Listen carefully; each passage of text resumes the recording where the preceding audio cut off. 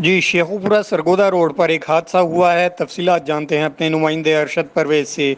जी अरशद परवेज़, आगाह कीजिएगा। जी बिल्कुल, शेखुपुरा गाजी मीनारा बाईपास सरगोदा रोड पर दो मोटरसाइकिलें आपस में टकरा गईं।